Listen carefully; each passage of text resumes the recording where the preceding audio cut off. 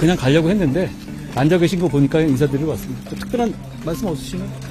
민주당이 국민의힘한테 승비어천가 부른다라고 비판하고 있는데 이에 대해서 어떻게 생각하세요? 국민의힘이 저를 띄운다는 것에 대해서 공감하실 분들은 많지 않을 것 같아요. 다만 민주당이 저를 띄운다는 점에 대해서 많은 분들이 공감하실 것 같습니다.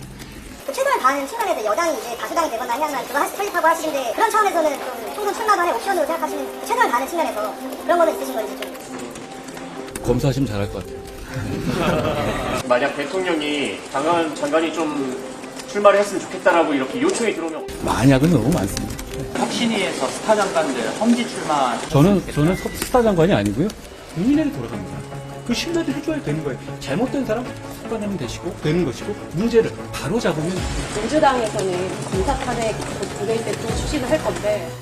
저는 그런 분들이 마치 깨끗한 척하면서 국민들을 호도하는 것에 대해서 잘못됐다고 생각합니다. 그리고 제가 이러려고 나온 건 아닌데요. 잘못된 사람 속아내면 되는 것이고 문제를 바로 잡으면 되는 겁니다. 그런데 지금 민주당이 검찰을 악마화하는 것은 그런 취지입니까? 그렇습니까 정말? 다음부터는 제가 말씀 조금만 드릴게요.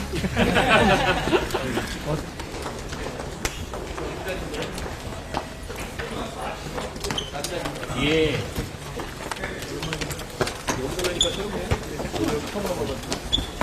제가 최근에 어차피 새로운 질문들은 잘 없을 것 같고요. 대부분 말씀드린 것 같아서 그냥 가려고 했는데 앉아 계신 거 보니까 인사드리러 왔습니다. 특별한 말씀 없으시면?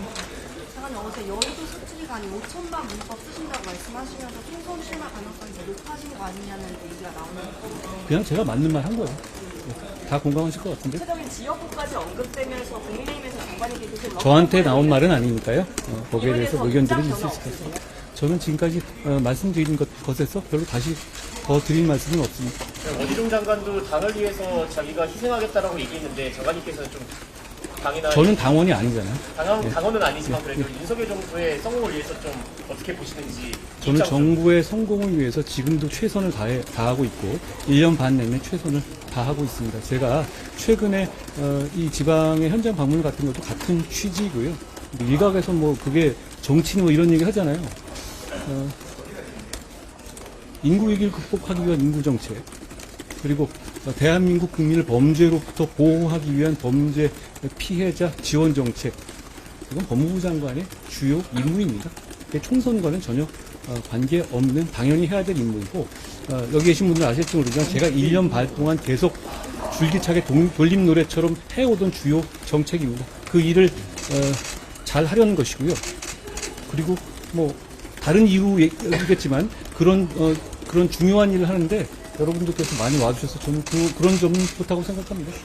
민주당에서 박주민 의원이 한 장관님이야말로 이제 본인의 사투리를 쓴다고 비판을 했는데 어떻게 보세요? 우리 부모님이 춘천 사람이거든요. 그리고 제가 어릴 때 청주에 살아서 뭐 저한테 사투리가 좀 나올 수도 있죠. 그 사투리라는 게 이제 그 장관님이 현직 장관이신데 너무 한쪽 진영에 표만 든다 이런 식으로 말씀을 하신 거죠. 저는 어떤 한쪽 진영이라든가 그런 편을 드는 게 아니라 맞는 편을 드는 겁니다. 옳은 말을 하는 겁니다. 그런 말을 할 게 아니라 제가 말하는 말에 어떤 부분이 틀린지를 지적해 줘야 하는 거죠. 그런 식의 좀 레토릭만 갖다 붙일 게 아니라 어떤 객관적인 지적을 해줘야 건설적인 대화가 되지 않겠습니까? 저는 문제를 지적하고 있는 것이잖아요. 저는 그 질문을 드렸죠. 어떤 공직자가 세금으로 공직생활 내내 세금 샴푸 사고 가족에게 법화 줘서 소고기랑 초밥 먹으면 저는 그건 탄핵 사유가 된다고 생각해요. 그 질문을 드렸잖아요. 거기다가 사투리 얘기하실 게 아니라 그 질문에 답을 하셔야죠.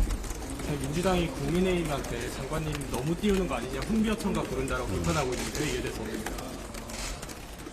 국민의힘이 저를 띄운다는 것에 대해서 공감하실 분들은 많지 않을 것 같아요. 다만 민주당이 저를 띄운다는 점에 대해서 많은 분들이 공감하실 것 같습니다. 정책 얘기인데 오늘 지금 얘기를 하신 부분들 중에 이민청 관련된 부분들이나 좀 광역비자 관련된 부분에서 조금 설명해 주실 수 있는지. 제가 가는 곳마다 계속 설명드리고 있는데요.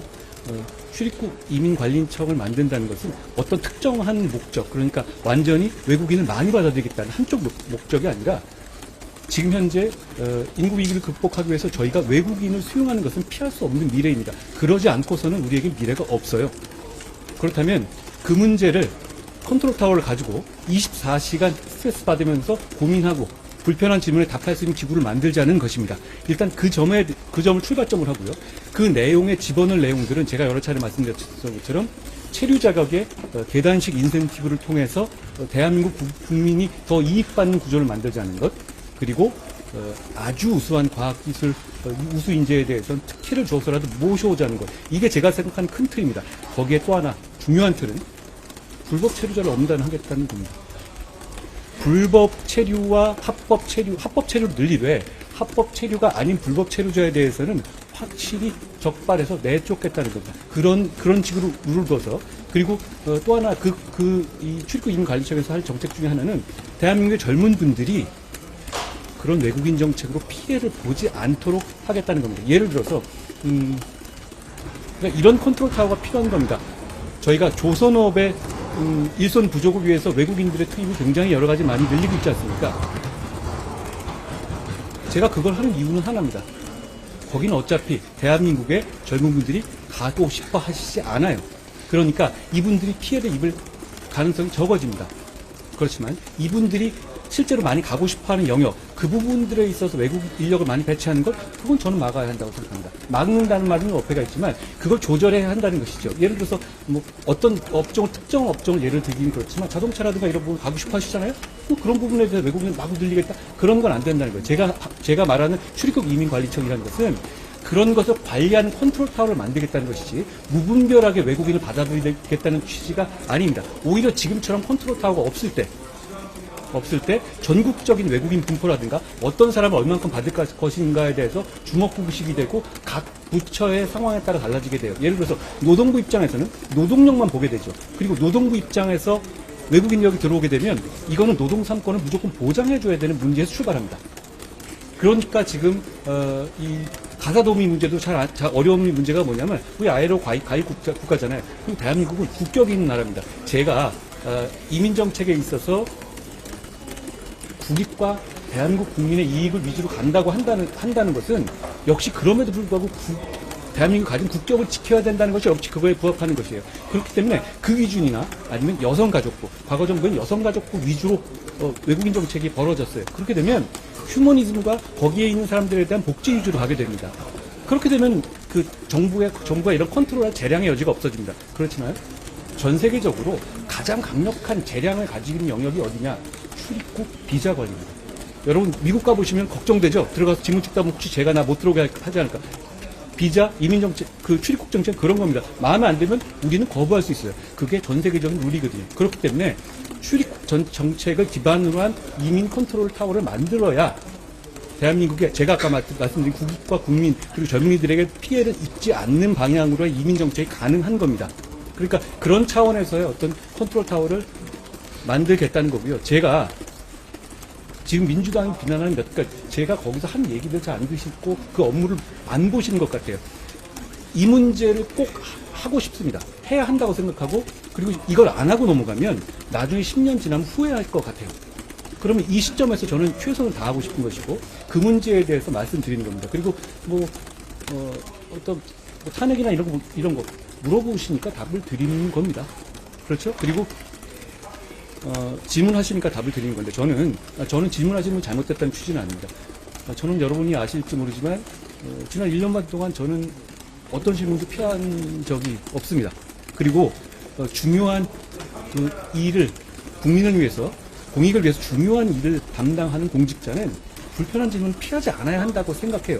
그 부분에 대해서 적어도 도망가거나 하면 안 된다고 생각합니다. 그렇기 때문에 저는 주시는 질문에 대해서 제가 지금 위치에서 할 수 있는 성의껏 답을 드리는 겁니다. 그럼 제가 어떤 질문이 들어올 때 그냥 도망가거나 국토 균형 발전이다라고 하고 도망가야 되겠습니까? 그렇지 않아야 되는 거죠. 그리고 그 문제에 대해서는 저는 앞으로도 여러분들이 질문하시면 답을 할 겁니다. 그거를 민주당이 방해할 이유는 없을 것 같아요. 저한테 좀 관심을 끊어주시면 좋을 것 같아요. 장관님, 그러면 내년 총선 출마 가능성은 제로다 이렇게 일축하신다고 보면 될까요? 제가 그 부분에 대해서 충분히 지금까지 말씀드렸다라는 걸로 답을 가져가겠습니다. 한 가지만 더 말씀드리면 안 될까요? 내일 민주당이 어쩌면 이정석 검사나 그 검사 관련된 탄핵을 추진할 수 있다라고 얘기하고 있는데 이 부분에 대해서 좀 어떻게 보고 계신지도 알고 싶습니다. 여러 차례 말씀드린 바와 같고요. 저도 공직자나 누구에게 과오가 있을 수가 있어요. 그걸 바로잡는 시스템이 대한민국에 존재합니다. 그리고 그 시스템이 존재하는 그 시스템이 작동하고 있지 않습니까? 그렇죠? 그러면 그 시스템에 따라서 바로잡아야 하는 것인데 그 문제를 어떤 정치적으로 이슈화되고 그러기 위해서 국민들이 이름도 모르는 검사들을 쭉 나열한다? 그러면 그 숫자란 그 탄핵 제도가 과연 그렇게 쓰라고 만든 제도인가요? 저는 그걸 말하고 싶은 겁니다. 그냥 불법도 안 되고 중대한 불법이 있어야만 탄핵을 할 수 있는 것이죠. 그렇죠? 그리고 그 탄핵 제도의 무게를 볼 때 국민 전체가 이거에 대해서 굉장히 어떤 이 의미를 부여할 수 있고 그런 정도 사안은 돼야 되는 것 아닌가요? 장관님 그러면 총선 출마가 아니더라도 총선에서 역할을 해야 된다고 저는 목소리 나오고 제가 그 부분에 대한 말씀은 제가 지금 충분히 드렸다고 생각합니다. 여러 번 반복해 드렸죠. 근데 제가 여기서 똑같은 말을 반복하더라도 요 뉘앙스를 가지고 다시 말씀하시길래 제가 그 부분 더 말씀 안 드렸어요. 그러면 저 이민청 설립이랑 또 최선을 다하고 계시다고 했는데 예. 그 최선을 다하는 측면에서 여당이 이제 다수당이 되거나 해야만 좀 그거 설립하고 하시는데 할 수가 있잖아요. 그러면은 그런 차원에서는 좀 총선 출마도 하나의 옵션으로 생각하시는 그 최선을 다하는 측면에서 그런 거는 있으신 건지 좀 궁금해요. 검사하시면 잘할 것 같아요. 제가 또 그렇게 그 어떤 한 방향으로 말씀하시는 것인데요. 제 입장에서 지금 최선을 다하고 있다는 말씀을 드리고요. 지금 그리고 아까 제가 그 자리에서 생각난 대로 말씀드렸지만 인구 위기에 대비하는 것은 여와 야의 문제도 아니고 진영의 문제도 아니고 중앙정부와 지방정부의 문제도 아니고 우리 모두의 미래를 위한 대국입니다. 저는 민주당이 그것에서 정략적으로 나올 것이라고는 생각하지 않습니다. 민주당 검사 탄핵 TF 소속 의원들이랑 최강욱 전 의원 중심으로 그 암컷 발언 논란에 대해서는 좀 어떻게 생각하십니까? 어떻게 생각하시는지를 여러분의 표정으로 다 나오는 문제 같습니다. 윤석열 대통령 탄핵안 발의된 건에 대해서 발의됐어요? 발의가 아니고 탄핵소추. 제가 어제 대전에서 말씀드린 걸로 받아드리겠습니다. 만약 대통령이 장관이 좀 출마를 했으면 좋겠다라고 이렇게 요청이 들어오면 어떻게 하실지 좀 궁금합니다. 제가 모든 질문에 최선을 다해서 성의 있게 답해드린 건 맞지만 만약은 너무 많습니다. 만약에 대해서까지 제가 말씀드릴 문제는 아닙니다. 혁신위에서 스타 장관들 험지 출마. 저는 스타 장관이 아니고요. 저는 그냥 법무부 장관으로서 최선을 다하겠다는 말씀드립니다. 그럼 마지막 인부로 마지막? 이민청 설립이라고 봐도 될까요? 공직이 뭐 그렇게 뭐 심파적으로 그렇게 드라마틱하게 가는 건 아니고 제가 지금 이 순간에 할 수 있는 최선을 다하는 겁니다. 그리고 제가 잡았던 일정들은 다 몇 달 전에 준비됐던 것이 있어요. 최근에 보면 국회 일정이 제가 너무 많았잖아요. 그러니까 지금 국회 약간 휴직이거든요. 국감 이후에. 이때 예전에 미뤄두었던 현장 일정을 하는 것이라는 말씀을 드립니다. 그리고 저보다 박범계 장관님이 훨씬 많이 다니셨을걸요. 최선을 다하시고 이런 행보를 이어오셨잖아요. 1년 반 동안. 근데 국정 지지율이 좀 낮은 수준에 머무는 이유는 뭐라고 더 열심히 해야 된다고 생각합니다. 민주당에서는 검사 탄핵 본회의 때 또 추진을 할 건데 검사 집단 자체의 자정 능력이 부족하기 때문에 어쩔 수 없다라는 이유를 계속 대고 있거든요. 그거에 대한 것이요. 그런 류의 말을 하시는 분들이 어떤 분들인지 좀 보시죠. 오늘 보니까 서영교 의원이 저보고 막 한발 막 쏟아내셨더라고요. 그렇죠? 그분도 운동권 출신의 아주 대표적인 정치인이시죠?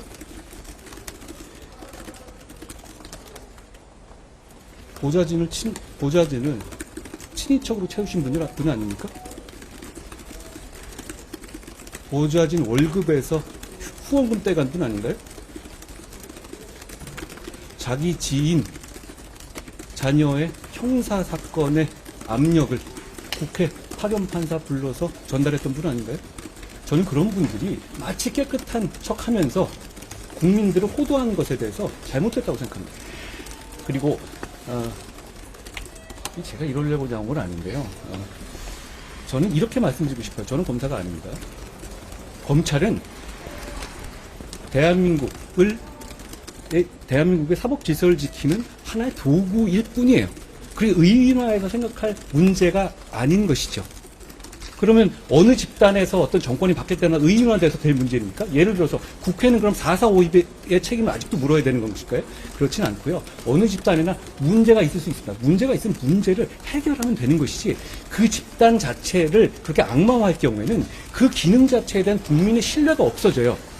그러면 이 검찰 집단이란 모든 국민의 범죄 혐의라든가 피해를 구제하고 최종적인 기소를 담당하고 그리고 여러 가지 민사적인 어떤 대행도 하잖아요. 친생자라든가 이런 거 할 때 그런 걸 하는 중요한 국가의 기구인 도구를 이렇게 악마화할 경우에는 그 피해는 국민에게 돌아갑니다. 그 신뢰를 해줘야 되는 거예요. 잘못된 사람 속아내면 되는 것이고 문제를 바로 잡으면 되는 겁니다. 그런데 지금 민주당이 검찰을 악마화하는 것은 그런 취지입니까? 그렇습니까? 정말? 그렇지 않지 않습니까? 저는 그 점을 분명히 말씀드리고 싶은 것이고 잘못된 부분 지적해 주십시오. 제가 관장하고 있는 기관이니까 제가 엄정하게 도려낼 겁니다. 그런데 그 기관 자체를 악마화할 경우에는 그 기관에 대한 국민의 신뢰가 떨어지죠. 그러면 국민을 범죄로부터 보호하고 국민의 여러 가지 권리를 보호하는 준사법 기관의 어떤 중요 기능 자체를 마비시키는 것이에요. 신뢰를 없애버리는 것이죠. 그건 국민에게 피해가 갑니다. 저는 그것에 대해서는 안타깝게 생각합니다. 그러니까 예전에 어떤 집단이 있었다, 국회의 집단이 있어서 국회가 굉장히 잘못한 것도 많고 또 돈 받은 사람 정말 많잖아요. 그렇다고 해서 국회 전체가 악마화되어야 합니까? 그래서는 안 되죠. 민주주의의 중요한 기관이니까. 검찰도, 경찰도, 국세청도 다 마찬가지입니다. 대한민국의 어떤 법치주의를 집행하는 굉장히 중요한 기관이기 때문에 그 어떤 정치적 목적을 가지고 그 한 집단을 의인화해서 악마화하는 것은 국민에게 큰 손해를 주는 것이고 그래서는 안 된다고 생각합니다. 잘못된 것이든 바로 잡아야 하고 그래야 합니다. 다음부터는 제가 말씀 조금만 드릴게요. 고맙습니다. 고생하셨어요.